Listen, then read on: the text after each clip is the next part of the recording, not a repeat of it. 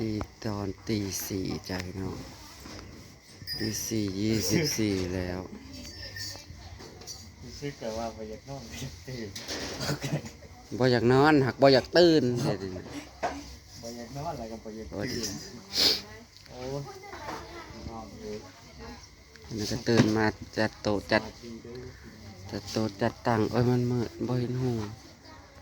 ขึ้นมาครัวก็ตื่นมาหนึ่งข้าวหนึ่งน้ำพี่น้องเลยลูกหลานกับลูกมาแต่เช้าจัดโต๊ะจัดตั้งกันจ้ะหัวปวกไก่จัดถุงจัดผักมัน30มันบอกทั้งหมด30เต็มโต๊ะ30เอาคำว่าทั้งนี้นำนั่นเลยนะที่แม่ครัวเตรียมพร้อมแล้ววะจ้า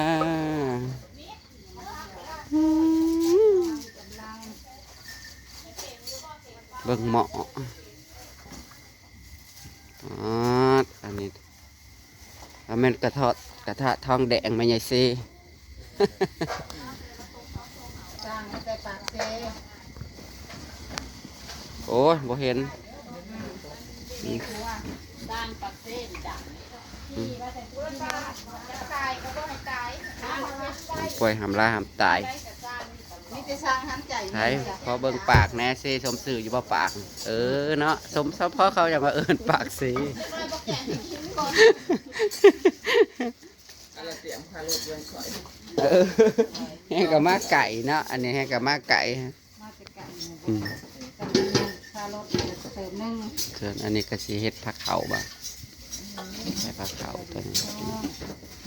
สบายดีตอนเช้า ก็จัดผัก อันนี้ล่างแล้วจ้าไปต้องไปช้าๆมื้ออะไรเนี่ยบ่ทันได้ล่าง เดี๋ยวเช้าน่ะตื่นขึ้นมาก็จะได้ข้าวคอกซะก่อนโอ้ยนอนมันสิยากปวดหัวมาแมบอยู่เดี๋ยวนี้ เอาคือยังว่า อันตอนอยากนอนนั้นเพื่อสิรับนะคือจังหวะตาน่ะอยากรับอยู่ น้องแก้ว อิหยังงัวเขาหัวเขาชวนบ่ ว่าเขาดีแล้วมันหมุนเขามาไล่ไปหัวเจนกับน้ำกันมาแล้วเขาหัวบริอัดมันกับเข่าแต่ว่า บักกล้วยเบิด ใครเจ้าเขาเจ้าว่าเจ้าอัดเจ้าบริอัดใช่ไหมนะ เจ้าพร้อมเข้า เจ้าคืดแสดงว่า หัวบ่ได้อาด ยังคันอยู่ประจักษ์กับแปลวันนี้ อ๋อเดี๋ยวเขาสาวว่าที่ใครไล่เบียดหัวไปเห็น โอ้ปล่อยยังอยู่สิ นั่งนอนอยู่ นี่ แหน่ไฟคือดับป่านนี้ ได้คืนอีกเด้อ ปั เตี้ย ก เตะอ ตั ยู่ ว ลูกหลานนะบ่ คอยนคร คืนปัก บ่รับคืน ก็ไปเลี้ยวนะห้อยเนี่ยคุ้นกำยอดยังก็ แม่นย่อ มันยังคันอยู่ดอกอันนั้นนั่นเพื่อได้อันนั้นก็7-8 โมงผม ที่มีนไปอยู่ในกระตานแหละแล้ว ทางเบิ่งพอดีคือว่า อันล่าเว้านะว่าเตรียมมาให้เมิดยอดพูนยอดอ้อยนั่นแหละมันก็ลืมเฮ้ยเนาะกูไปสร้างมันก็ได้เจ้าเขื่อนต้นบ่น่ะจะไปหาเอา มักไม้เองนะได้คือได้แต่บักกล้วยใช่ไหม เสียเอาไปย่างบ่ บนได้แต่อันนี้ก็ได้ติเนาะ ได้ เนาะนั่นแหละ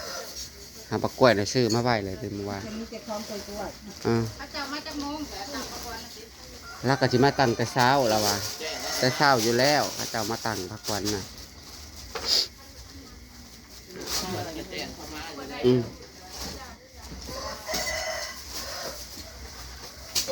โอ้ยเล็บก็เกินเลือดได้เลย แล้วลูกน่าจะได้รถ จังแล้วแล้วนอนอยู่รถบ่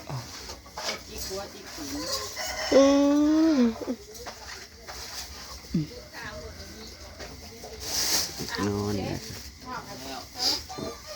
นอนตี 4เท่าไรอันนี้ตี 4 ครึ่งแล้ว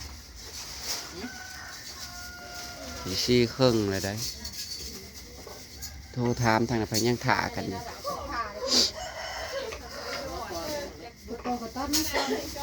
ผ่ามันจะถูกเกี่ยว หม้อนะว่าช่องแกงบ่ช่องหมอบ่หมอแกงมาใจพี่น้อง2 หมอนนำข้าวปุ้นอยู่ทางใน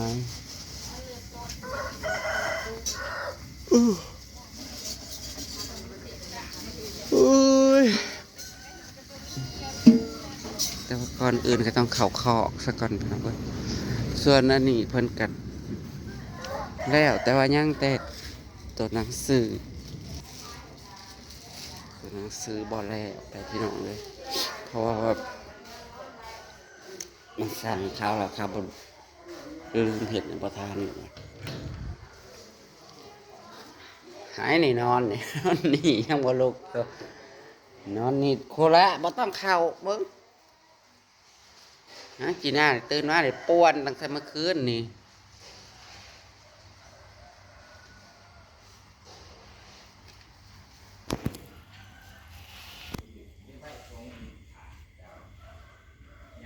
เด้อดื้อเด้อเข้าใจบ่หึเข้าใจอยู่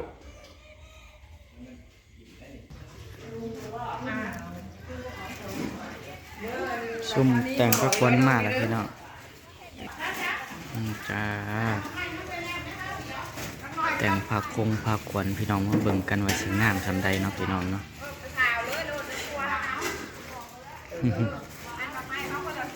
สองเ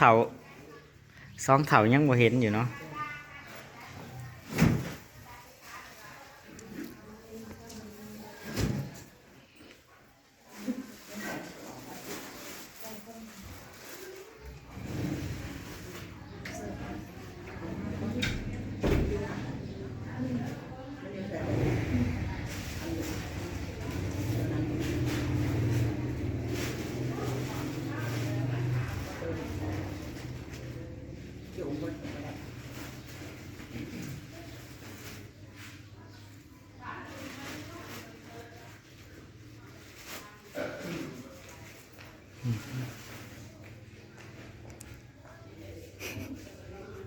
แต่ก้อนหมูก้อนพวกตั้งแต่เช้างามงามก่อนงามก่อนหมูแต่เช้า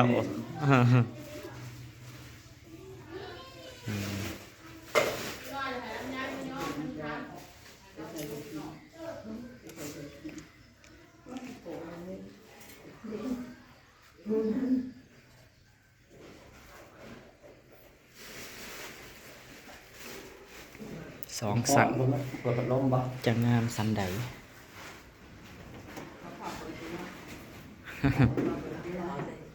หนาวหรือว่าอะไรยุ่ง มันเริ่มเพราะอะไรมันอัพบ่มันอัพ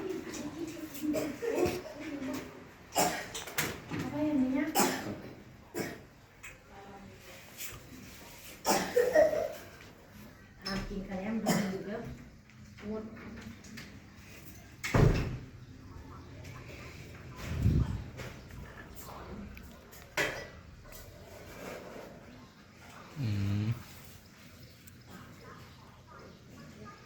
จังสี่บอกเป็นสัตว์พี่น้องบองปากสว่างแล้วพี่น้องมีผาปูแต่โตพี่น้องส่วนตั้งกับธรรมดาบ่ได้มีผาปูพี่น้องบ่มีผาซุปบ่มีผาซุปใส่ได้พี่น้องตอนนี้ก็ยังบ่ทันละมีแขกมีคนมากหรอกพี่น้องจักหน่อยนี่ล่ะพี่น้อง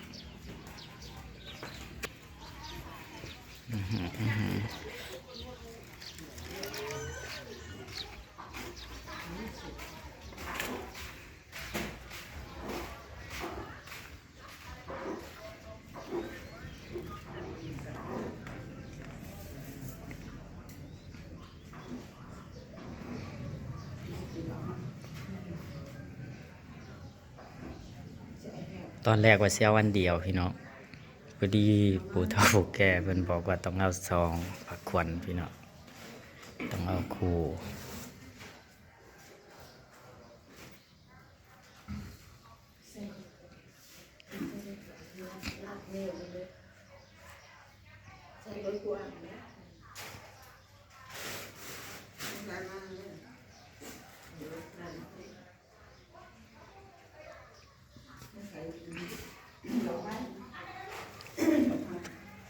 รอดูตอนแล้วเด้อจับ เพราะท่านมีสีเนาะเพราะท่านมีสีตา เอาแบบนี้ไปได้บ่ ได้นั่นแหละ ไม่เสียวพ่ออะไรซ้ำนี่ฟัดคิวแล้วก็พ่อ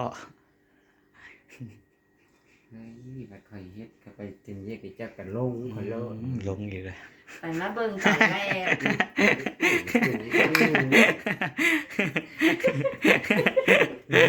ก็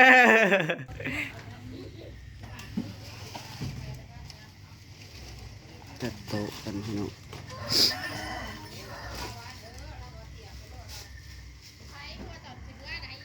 เบียร์ขึ้นอันละ2มื้อละ3แล้วเสร็จขวดเบียร์นะเดี๋ยวก็จะไปตั้งนะตัวละเท่าไหร่ตัวละ2บ่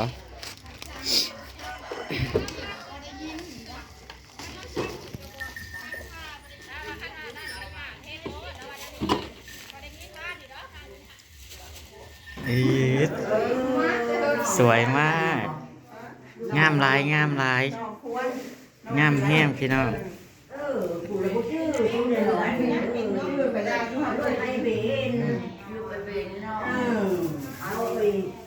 อันนั้นก็เลยอันนั้นดิ เจ้าไปนอกกระเรือนก่อน แม่น ร้านข่อยเลี้ยงเจ้าหน้าเอื้อยไม่ใหญ่ผู้ใหญ่เจ้าหน้าลุงมันนักพวกใหญ่เขาเอื้อเขาเอื้อยลูก มาเด้อมาเด้อพี่น้องมาเด้อ พ่อไปเล่น ลูกเอื้อยแม่เขาน่ะเอื้อยเครือมันนักพวก เนี่ยคือน้องเอาอันปลาคำทอนเลย ยักษ์ แขกสิเริ่มมาแล้วพี่น้องแขกเริ่มมาแล้ว เฮาเอิ้นน้ำอันน้ำลุงเนี้ยมไหนพ่อเอิ้นเจ้าบ้าน พอลูกเลี้ยงกับแม่ สาวใครก็เจ้าที่พ่อกันบ่สาวนั่นแหละ บานน้าปวก ชาวมันปวดนี่บ่มาตั้งแม่แล้วแม่เขาแล้วมันปวดได้ชาวมันปวดแก่มันปวดอะไรเนาะ ลูกเจริญมันปวดชื่ออะไรลูกเครือลูกเบน แม่ลูกบุญหั่นน่ะ ลูกเบนนั่น เอาไปนอกไปตั้งนั่นเลยหาหมด ลูกเบนลูกเครือ ลูกคือ เป็นที่เฮานี่แหละทำกูนั่นก็เชื่อเนี่ยนั่นน่ะทั้งแม่ แม่แม่ ทั้งพ่อเขาเนาะชาวบ้านเดียวเลยต้องยอมพอแต่เชื่อ แม่ เดียว ทั้ง นะ ทั้งอันละก็ห้องอา จังว่าแม่กูบอกมาโมเมนต์กูอื้อนะวันนี้พอบันดาแล้วว่าที่นะอ้ายชุบกูรู้เราแล้วว่าลุงบ้าน งามเลยนะพี่น้องอันนี้คือ2 สันพี่น้อง2 สัน2 สัน เอ้ยเรื่องนั้นเราอ้ายแม่ เราไปยังหันนั่งมา ไปอันนั้นสมอนสมอนน้องหนังเอาไปเบิ่งเด้ใครไปดูใหญ่มาได้ยินเราคอยมาปฏิบัติยังไงเป็นได้ได้ลูกเอื้อยแล้ว อันเรายังอันนั้นแล้วยายเรายังไปได้รู้หักรับเรียนไปแล้วถึงยังมาเราอย่างนี้นะ ไปได้ เช่นได้อยู่นะ แดดออกแล้วพี่น้องแดดออกแล้วส่วนเฒ่าแม่ก็ยังเฒ่าแม่ยังมาบ่ฮอดอยู่พี่น้องแม่ของบาริโอยังมาบ่ฮอดอยู่ ตอนนี้จักฮอดไซบุแล้วพี่น้องไก่สอดปากซองแล้วมั้งเพราะน่าสิได้เลยเซบังเฮียงแล้วมั้งพี่น้องเลยเซบังเฮียงมาแล้วมั้งเนาะพี่น้องเนาะยังบ่มาอยู่พี่น้องยังบ่มีแขกสักคนเลยพี่น้องเอ้ยนั่งก็ยังแต่งหน้าบ่แล้วพี่น้อง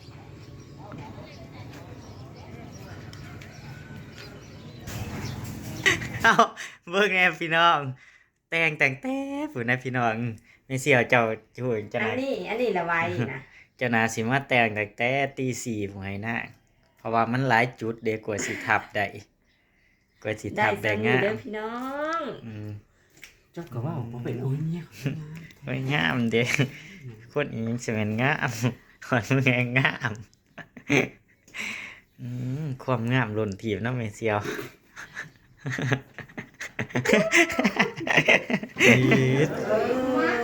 สวยมาก งามหลายงามแห้งพี่น้อง กูเลยบ่ชื่อกูเลยหลาย ไปได้ทุกหันด้วย ไปเบนอยู่ไปเบนเนาะเอาไปอันนั้นก็เลยอันนั้นดิเจ้าไปนอกกระเรือนก่อน แม่น ร้านข่อยเลี้ยงเจ้าหน้าเอื้อยไม่ใหญ่ผู้ใหญ่เจ้าหน้าลุงมันนักพวกใหญ่เขาเอื้อเขาเอื้อยลูก มาเด้อพี่น้องมาเด้อ พ่อไปเล่น ลูก แม่ก็คือกันนะพวก เนี่ยคือน้องตอนปลาคำทอนเลย แขกสิเริ่มมาแล้วพี่น้องแขกเริ่มมาแล้ว เฮาเอิ้นน้ำลุงนี่ย้ำเลยที่ว่าเอิ้นจับมา พอเลี้ยงกับแม่ สาวยังเฮาใครจะทำที่พ่อกันบ่สั่ง นั่นแหละ บ้านน้าปวก ชาวมันสวดนี่บ่มาตั้งสร้างวัด แม่แล้วแม่เฮาก็สวดได้สาวมันสวดแก้วมันให้ฟังได้เนาะ ลูกที่ละลายน้องพระวันชื่อลูกคือลูกเบน แม่ลูกบุญให้นะ ลูกเบนนา เอาไปนอกไปทำได้นั่นเลยหาหัวนั่น ลูกเบนลูกคือ ลูกคือ แม่ผู้อื่นกัดเป็นที่เฮานี่แหละท่านครูนั้นก็เชื่อในนั้นทั้งแม่แม่ทั้งพ่อเขาเนาะมันเป็นชาวบ้านเดียวเลยไม่ยอมพอในเชื่อ แม่ แม่ ทั้ง ทั้ง หม นั้ ด น ทั้งอันละก็ห้องอา จังว่าแม่กูบอกว่าโมเมนต์ผู้อื่นได้ก่อนนี้พอบันดาเราว่าตะกี้นะอ้ายชุบปุ๊บรู้เราแล้วว่าง ามเลยพี่น้องอันนี้คือ2 สันพี่น้อง2 สัน2 สัน เอื้อยเนี่ยนั่นเราอ้ายแม่ เราไปยังหันนั่งมา ไปอันนั้นชอบนี่ชอบน้องหมาเอาไปเดินเด้ใครไปสูดใหญ่มาได้ยินเราค่อยมาปฏิบัติยังไงเป็นได้ดอกเป็นเอื้อยแล้ว เรายังอันนั้นแล้วมันยังเรายังไปได้รู้หักรับ เรี เรี ย ย น น ไป ไป แล้ แล้ว ว ถึงยังมาเราดีนะไปได้เชื่อได้อยู่นะ แดดออกแล้วพี่น้องแดดออกแล้วส่วนเฒ่าแม่ก็ยังเฒ่าแม่ยังมาบ่ฮอดอยู่พี่น้องแม่ของบาริโอยังมาบ่ฮอดอยู่ ตอนนี้จักฮอดไซบุแล้วพี่น้องไก่สิฮอดปากซองแล้วมั้งเพราะน่าสิได้เลยเซบังเฮียงแล้วมั้งพี่น้องเลยเซบังเฮียงมาแล้วมั้งเนาะพี่น้องเนาะยังบ่มาอยู่พี่น้องยังบ่มีแขกสักคนเลยพี่น้องเอ้ยนั่งก็ยังแต่งหน้าบ่แล้วพี่น้อง